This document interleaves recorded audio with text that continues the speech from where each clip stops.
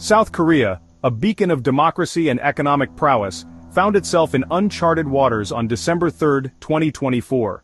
President Yoon Yeol, in an unprecedented move, declared a state of emergency and imposed martial law. This sent shockwaves through the nation and the world.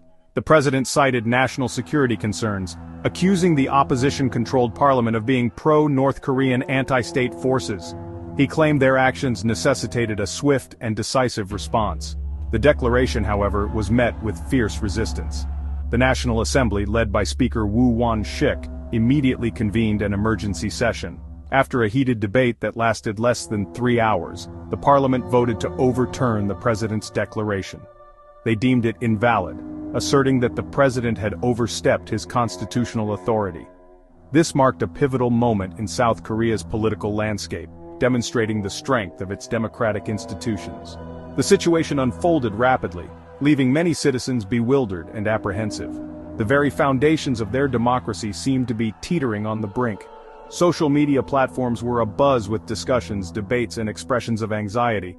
This event served as a stark reminder of the fragility of democratic norms, even in a nation with a relatively stable political history.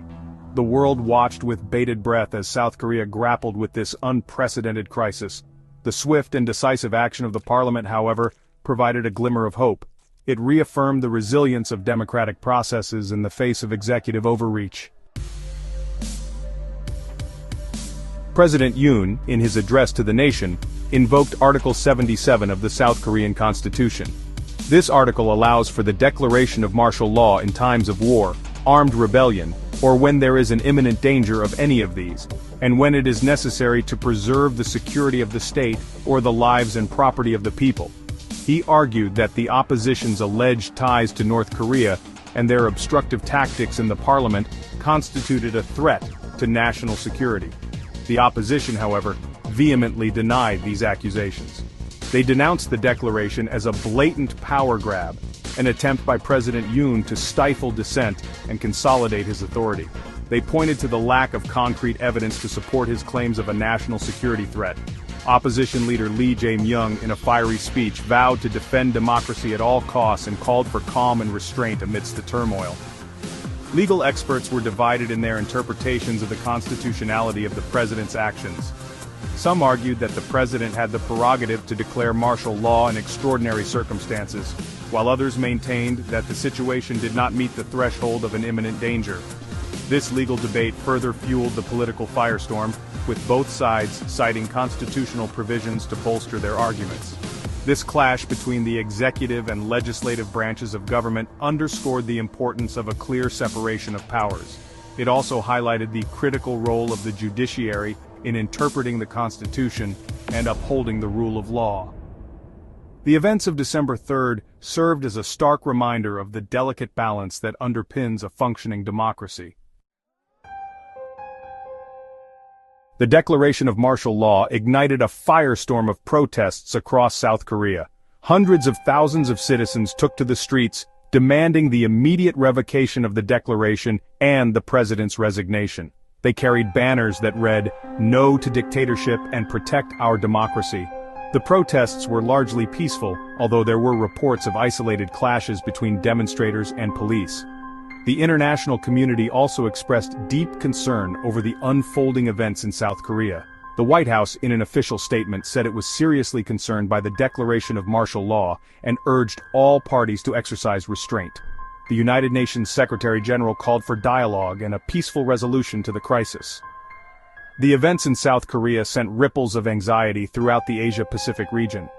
Neighboring countries, particularly those with their own history of political instability, watched with apprehension.